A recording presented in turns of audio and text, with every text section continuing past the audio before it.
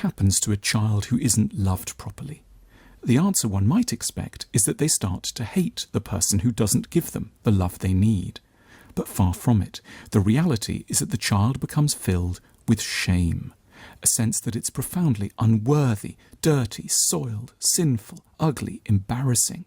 The child is unable to redirect the blame outwards. It doesn't ask, "What's wrong with my parents for not loving me adequately?" It simply wonders in a forlorn way, "What have I done wrong in order to have ended up on the receiving end of my parents' disapproval?"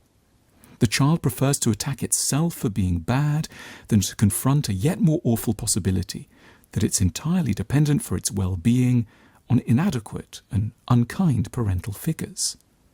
The child searches for explanations for the lack of love it has to endure and comes up with all the wrong answers. It concludes, "I've not been impressive enough," and therefore it undertakes enormous efforts to prove to itself and outsiders that it does, nevertheless, deserve to exist. At school, this kind of child might try 7 times as hard as any other to show that it's clever and good. Or else a child may go down an antisocial route and graffiti the nearby underpass as a desperate way of giving outward form to a feeling of badness it's tortured by inside. There is, so sadly, no way out from the burden of shame, available either by trying to be extremely good or extremely bad.